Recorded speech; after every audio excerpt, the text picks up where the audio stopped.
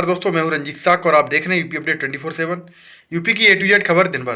दोस्तों मैं आज बात करूंगा दुर्विजय सिंह साक, जो कहीं ना कहीं बदायूं सीट से आप सभी को पता है आपके उम्मीदवार बनाए गए हैं, लोकसभा प्रत्याशी।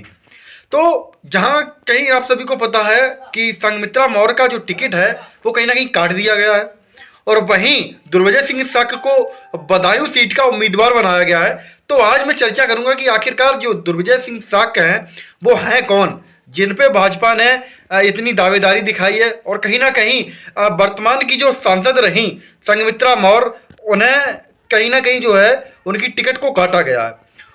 तो मैं बता दूं आपको, दुर्विजय सिंह साक की जो राजनीति का सफर है वो कहीं ना कहीं RSS से शुरू होता है, स्वयं सेवक संघ। आप सभी को पता है भाजपा कहीं ना कहीं संघ के लोगों को बहुत ज्यादा तहजीब देती है, धार्मिक कर्म कांडे वाले लोगों को बहुत ज्यादा तहजीब देती है, फिर चाहे वो शिक्षा में जीरो हो। ये तो आप सभी को पता है। मैं कोई ढकोल सकोल बात नहीं कर रहा हूं, मैं जो रियलिटी है वो बता रहा हूं। भाजपा का मुद्दा यही रहा है कि धार्मिक कर्मकांडों में लोगों को फंसाइए और राजनीति करिए, ये आप सभी को पता है ना।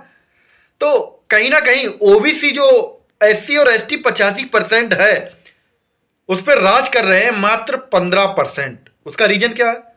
धार्मिक कर्म कांड। आप ये मान लीजिए, धार्मिक कर्म कांड में लोगों ने पता है कि अगर हम आपको धार्मिक कर्म कांडों में फंसा लेंगे तो आप इतने ज्यादा अंधभक्त बन जाएंगे कि आप जो है अपने सही को सही नहीं कह पाएंगे और गलत को तो गलत कहेंगे ही क्या, है ना। तो ये सारी चीजों को लेकर कहीं ना कहीं ये लोग मैदान में उतरते हैं, और ये बात तो किसी से छुपी नहीं है ना। तो मैं आप सभी से यही अनुरोध करूंगा कि आप लोग धार्मिक कर्मकांडों से ज्यादा अपनी शिक्षा को महत्व दीजिए, अपनी आने वाली पीढ़ी को सुधारिए, नहीं तो आगे आने वाली पीढ़ी आपकी बस वही इन्हीं में फंस के रह जाएगी। शिक्षा से आपकी आने वाली पीढ़ी को कोई लेना देना नहीं रह जाएगा।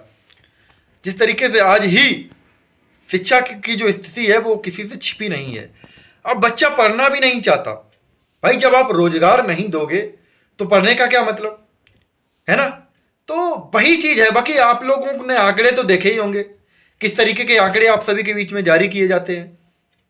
हमने भारत के अंदर से या यूपी के अंदर से इतनी ज्यादा बेरोजगारी खत्म की है, इतने ज्यादा हमने रोजगार दिए। ये सारी चीजें बस मीडिया के माध्यम से आप लोगों को बताई जरूर जाती हैं, लेकिन आप सभी को पता है मीडिया किसकी है। बाकी रंजीत साक जो है वो निष्पक्ष आप सभी के बीच में बातें रखते हैं। हमें किसी से कोई लेना देना नहीं है, जो चीजें रियल हैं मैं वही बताऊंगा। मैं भाजपा की भी बुराई नहीं कर रहा हूं, मैं कहीं ना कहीं जो रियलिटी है वो बताने का काम कर रहा हूं। तो बाकी मैं बात कर लेता हूं दुर्विजय सिंह साक की। हालांकि वो व्यक्ति जो हैं वो हमारी ही बिरादरी से बिलोंग करते हैं, लेकिन ऐसे लोग हमारे भी दुश्मन हैं, हमारी बिरादरी के भी दुश्मन हैं, जो कहीं ना कहीं अपने आराध्यों को दरकिनार करके, अपने पूर्वजों को दरकिनार करके उन्हें हक और सम्मान ना दिला पाए। तो ऐसी बिरादरी का होना भी हमारे लिए एक तरीके से अब आप समझ सकते हैं। बाकी मैं बात कर लूं दुर्विजय सिंह साक की, तो वो कहीं ना कहीं इन्होंने पहली बार नगरीय चुनाव लड़े थे ब्रज क्षेत्र से, ठीक है। उसमें इन्होंने जो है अच्छा खासा कहीं ना कहीं अभी विधानसभा चुनाव में इन्हें जो है उपाध्यक्ष भी बनाया गया था ब्रज क्षेत्र का, तो जिसमें अच्छे खासे परिणाम मिले इन्हें। तो इन्हीं परिणामों को देखते हुए कहीं ना कहीं जो है भाजपा ने इन पे दांव खेला, और वर्तमान की जो सांसद रही संघमित्रा मौर्य को इन्होंने दरकिनार कर दिया। तो ऐसा पहली बात तो नहीं होना चाहिए था संघमित्रा मौर्य के साथ। बाकी पार्टी है, जैसा निर्णय करेगी। दुर्विजय सिंह साक की अगर मैं बात करूं तो इनका जन्म 12 फरवरी 1977 को बदायूं के बिलाक समरेर में हुआ था, और इनके पिताजी का नाम रामलाल साक था। और ये कहीं ना कहीं जो है दर्शकों को बता दूं कि जो कहीं ना कहीं दुर्विजय सिंह साक जो थे उन्होंने अंतर्जातीय विवाह किया, पंजाबी समुदाय में इन्होंने जो है बरेली निवासी मोना भाटिया के साथ शादी की और उच्च प्राथमिक विद्यालय में शिक्षिका के पद पर जो कार्यरत है, कहीं ना कहीं ये भी एक शिक्षक ही रहे हैं। बाकी इन्होंने अपना जो जीवन था, राजनीतिक जीवन था, वो विद्यार्थी जीवन के समय से ही इसकी शुरुआत कर दी थी।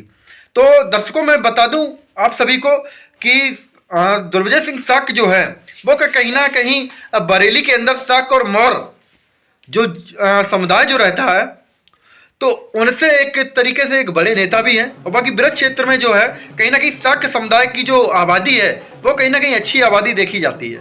इसी वजह से कहीं ना कहीं जो है भारतीय जनता पार्टी ने उन पर जो है विश्वास जताया है। और बाकी देखना अब यही होगा, क्योंकि उनके सामने हैं वो शिवपाल सिंह यादव हैं, क्योंकि शिवपाल सिंह यादव एक बड़े नेता हैं। उनके सामने देखना यही होगा कि ये टिक पाते हैं या नहीं। तो आप सभी के बीच में मैंने आप सभी को जो जानकारी दी है उसे आप सभी लोग अपने व्हाट्सएप या फेसबुक ग्रुप पे शेयर करके और हमारे इस चैनल को सब्सक्राइब जरूर कर लीजिएगा। नमो बुद्धाय, जय सम्राट, जय भीम, जय संविधान, जय भारत।